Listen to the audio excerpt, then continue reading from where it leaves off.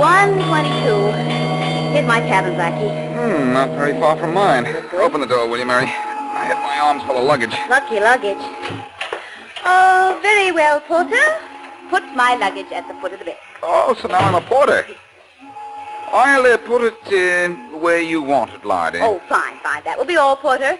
At the foot of the bed, please. It's very apparent, Lottie, that you've never been to sea. We seafarers call a bed a bunk.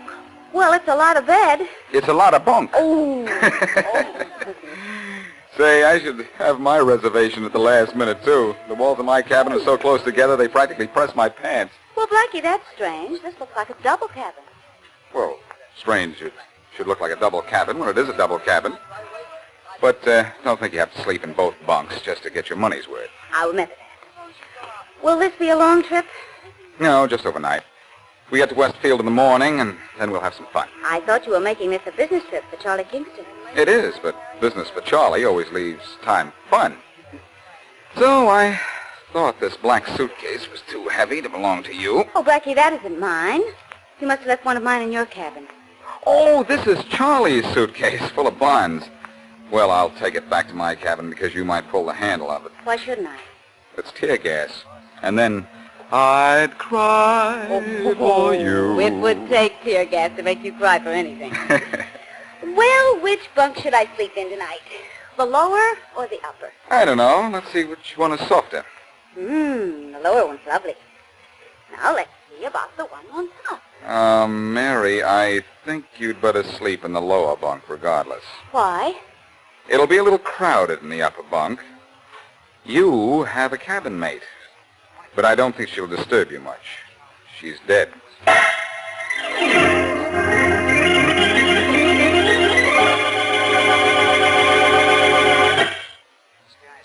Now here's Richard Kollmar's Boston Blackie. Enemy to those who make him an enemy, friend to those who have no friend.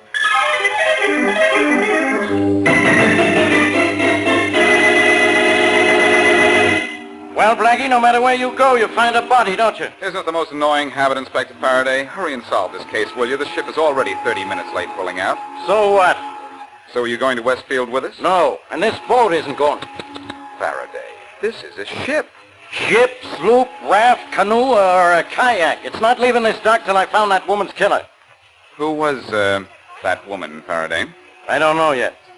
We should have asked her before the coroner took her away. Why did you kill her, Blackie? Inspector, may I say something? No. Well, I will. Blackie had nothing to do with it. I was with him when he found the body. Well, that's no help to Blackie in my book. Oh, golly, Blackie, this is all my fault. If I hadn't wanted to go to Westfield with you, you wouldn't have reserved this stateroom for me. Well, don't feel badly about it, Mary. If you hadn't taken this room, we wouldn't have found the body. Faraday wouldn't be here, and we'd be missing all this fun. Blackie, look, there's a man's face in the porthole. Hey, you, what do you want? He's gone. Come on, let's go out on deck and head him off.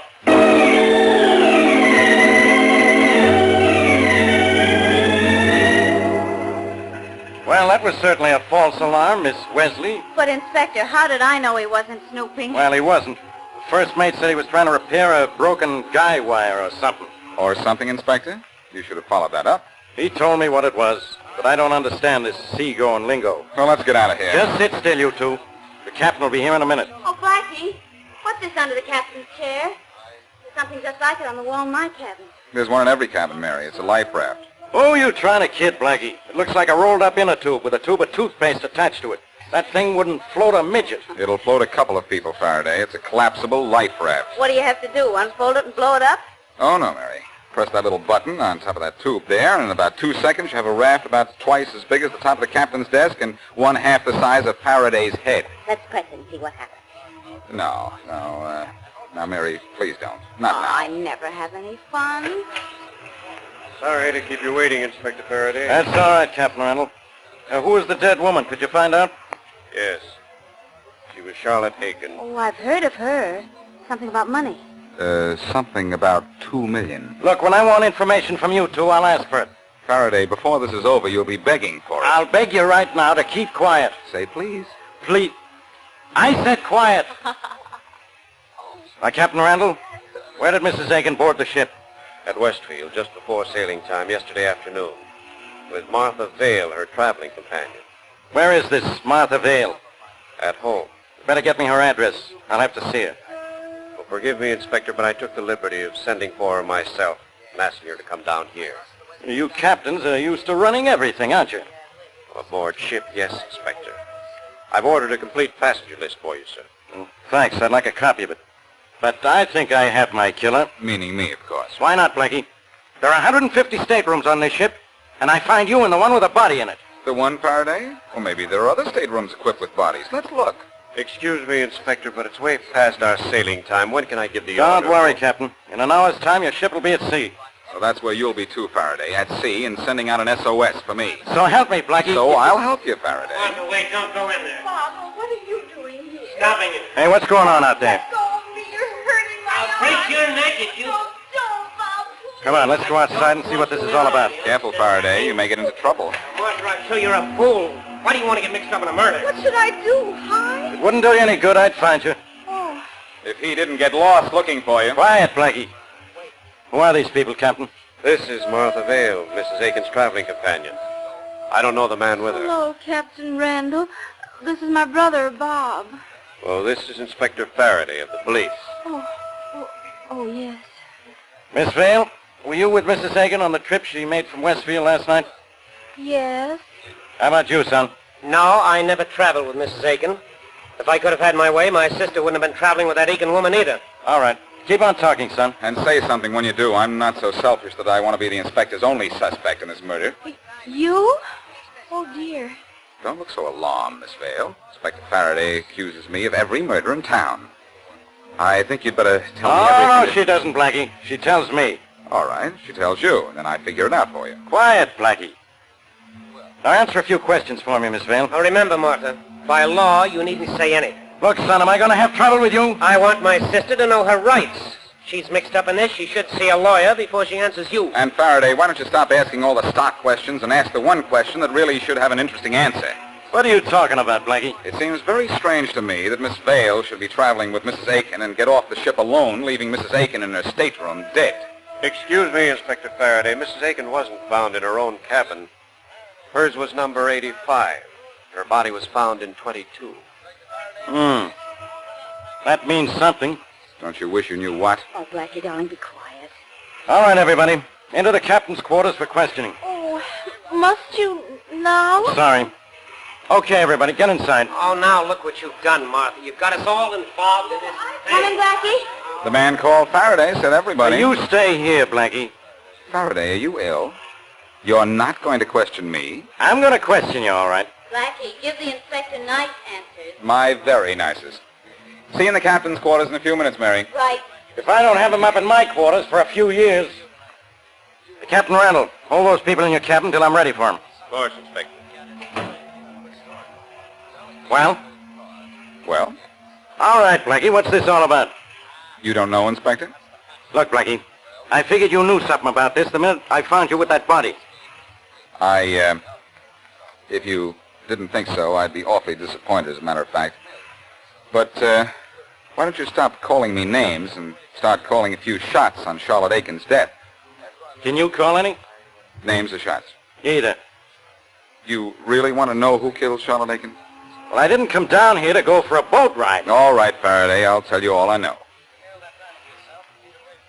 Well? We went through that well routine already. I'm telling you all I know. You're not saying anything. That's because I don't know anything. About this case, that is. Well, I know something. The time of day, no doubt. Uh-oh. There goes that gun again. And here you go again, too. I know, down to headquarters. Oh, no, wise guy. You're holding out on me. You know something about this case you're not telling. And until you talk, I'm going to put you in your cabin under guard. Well, at least you think so much of me, you want to give me police protection. Come on. On second thought, Faraday, am I being put under protection for your sake or for mine?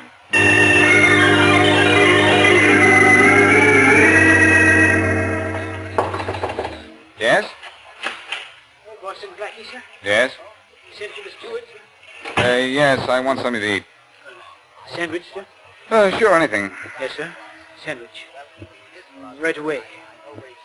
Well, what are you standing there for? I know who killed Mrs. Aiken, sir. What? And I know why she was killed, sir. Well, never mind that sandwich. Let's have this instead. Better still, let's get Faraday in here first. No, I can't go to the police. I don't dare talk to you now. The cabin is being watched. I'll see you here at midnight.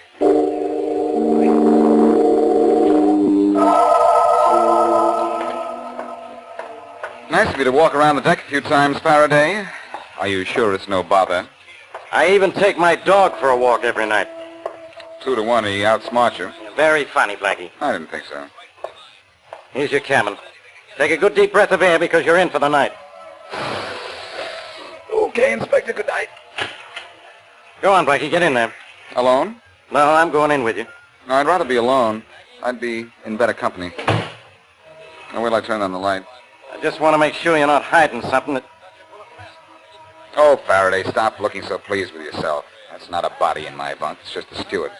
Why is he lying in your bunk? Maybe he's tired. Maybe I am, too. Are those half-wit remarks of yours? Well, he offered to come in here and tell me a little story entitled Who Done It. You mean he knows who killed Mrs. Aiken? That's what he told me. Let's wake him up and hear his story. Hey, steward, wake up. Wake up. Shake him. Before using? Very funny. Hey, Stewart, wake up. Wake up! I know that booming voice of yours is disturbing, Faraday, but even you can't wake our friend up. Huh? He's dead. What? Hey, I know that boy. He's done time, and plenty of it. Well, he's not going to do any more. I guess I should have expected this. Don't move, Blackie. Oh, Faraday, put away that gun. I've got you for 2 murders now, Blackie. And I don't put this gun away till I put you away. For keeps.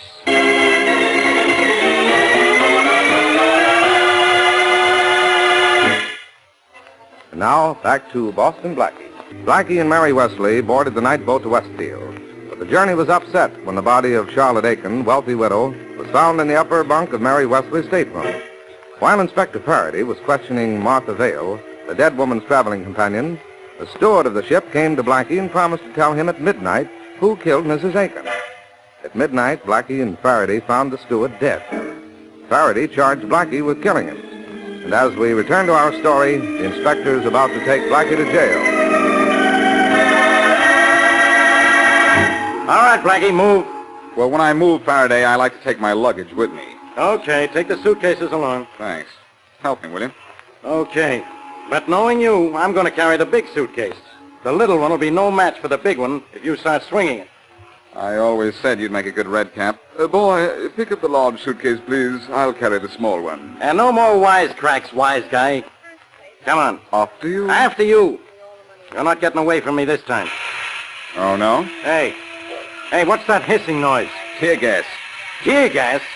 I thought you'd try to be a wise guy and want to carry the big suitcase for your protection. This little one contains a tear gas bomb for mine. What?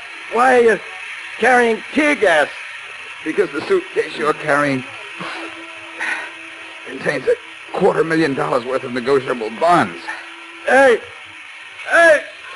Blackie, where are you? I'm right here, Faraday, by the door. Where's the door? I can't see a thing. Well, in a few seconds, you won't be able to see me either. I'm leaving. Blackie, come back here. Come back here or I'll kill you. Go ahead and shoot me, Faraday. I dare you. So help me, Blackie. I'll put you behind bars for this. Well, before you put me behind bars, Inspector, figure out how you're going to get out from behind this door. I'm locking it. Darling, what's the matter? Oh, Mary, where'd you come from? Well, Captain Randall's letting us take a walk on deck. Why are you crying? Faraday just told me the nicest thing. He never wants to see me again. So let's get off the ship and make sure he doesn't.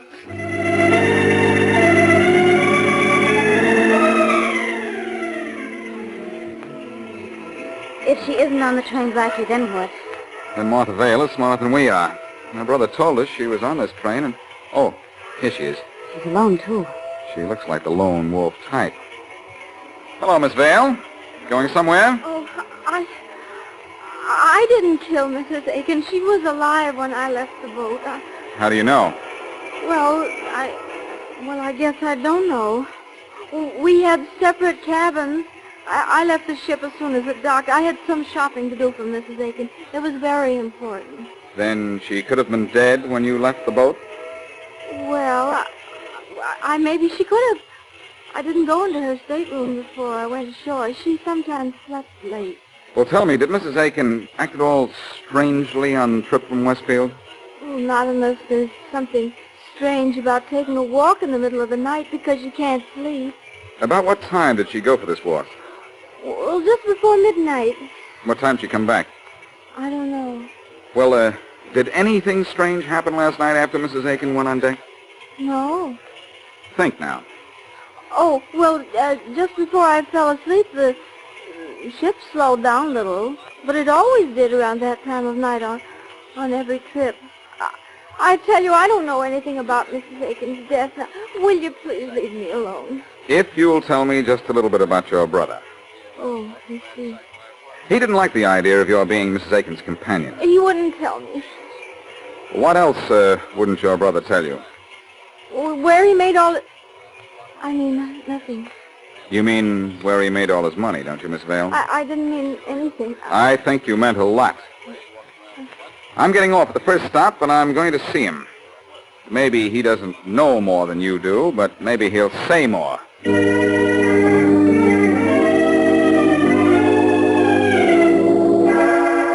Mary, I found out from Robert Vale that his sister inherits Mrs. Aiken's money. Oh. What did you find out? Well, the Westfield night boat leaves Westfield at 7 in the evening and it arrives here at 9 the next morning. Did the steamship company tell you where the ship would be at midnight when it slowed down? Yeah, the clerk gave me this map. And here, he made a mark on it. The boat would be right here where the little X is. X marks the spot, huh? But I wonder what else it marks. Well, you're the great Boston Blackie. Why don't you swim out there and see? It's a good idea. Oh, Blackie, will you stop being silly? I'm dead serious. Only I'm not going to swim. We're going to trade water wings for airplane wings and fly out there. Come on.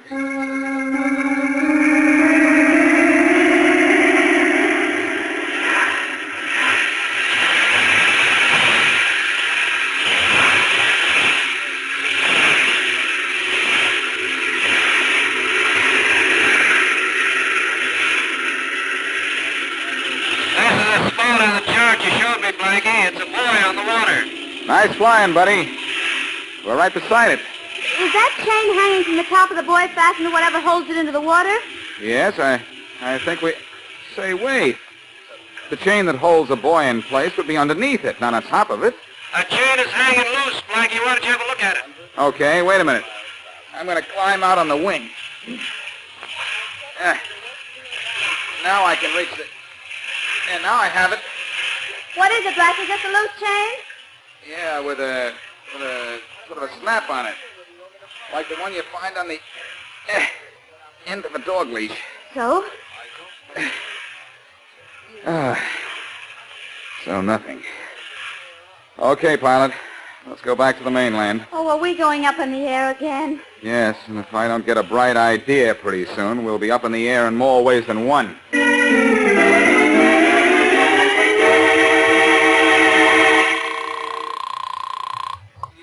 Inspector Farraday speaking. Hello, Farraday. This is Blackie. All right, Blackie, stay where you are. You're under arrest. And you're under delusions again, Inspector. I want some information. And I want you. Nice of you to say so, pal, but listen. You knew the steward who was killed in my cabin. What did he do time for? None of your business. It's your business, though, Farraday. Tell me, and I'll bring in your killer. Nothing doing. Okay, Farraday, if you don't want to solve this case, All right. But don't forget where you got the information. I don't think you'll let me. What was the steward sent up for? Smuggling. Now, is that any help to you? Probably not. You give such useless information, Faraday. So long. You listen to me, Blackie. Well, Mary, the steward was arrested for smuggling. Is that any help? No, I don't see it. Smuggling? Smuggling, yes, of course. Of course it helps. How? The chain on the buoy. Smuggled goods from overseas was attached to it, then picked up by someone on the Westfield boat as it passed by. How does that explain Mrs. Aiken's death? She walked the deck of the boat last night and saw something she shouldn't have seen. That's right. The ship passes the buoy at midnight, and Martha Vale said that at exactly midnight Mrs. Aiken went for a walk on deck. Well, if Mrs. Aiken was killed last night because she went for a walk, we're going to solve this murder by a walk, too.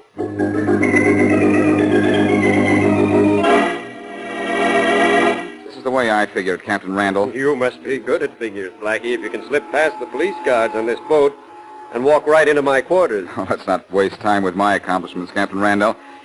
I'm more interested in the doings of someone on this ship. What do you mean?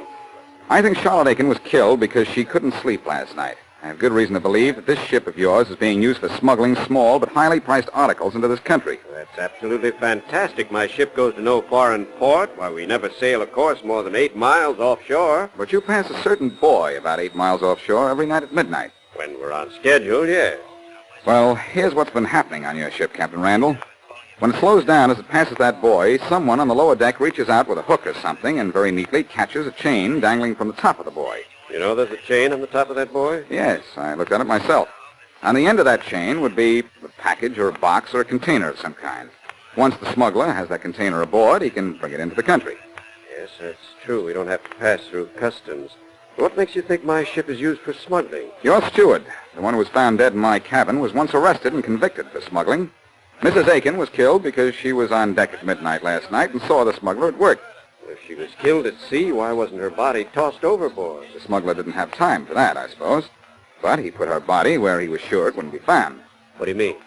The killer checked the reservations list for the return trip and found the stateroom 22 would be empty.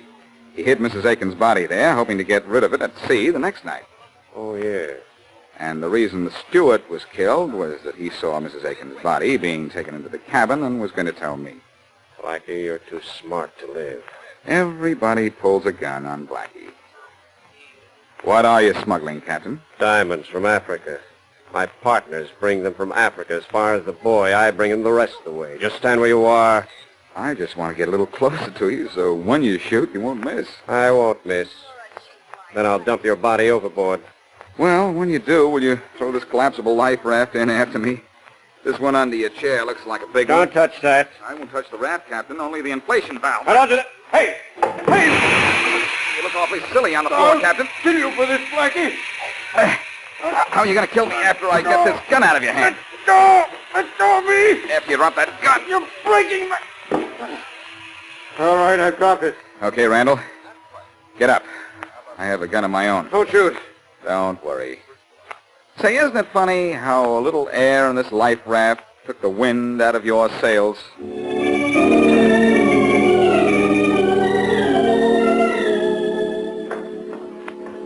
21, 22. Here's my cabin again, Blackie. Open the door, will you, Mary? I've got my arms full of luggage. Lucky luggage? Oh, I said that before, didn't I? I liked it just as much the second time. Oh, very well, Porter. Just put my luggage at the foot of the bed. Blackie, will we get to Westfield this time? I don't know. I can't guarantee anything. Well, do you think we dare look in the upper bed? I mean, bunk. I don't know. You look. No, maybe you'd better look. I'd rather you looked. Well, if you'll remember, last time I looked, we found a body up there. Oh, yes, that's right. All right. I'll look. Blackie! What, Mary? What is it? Believe it or not, there isn't a body up there.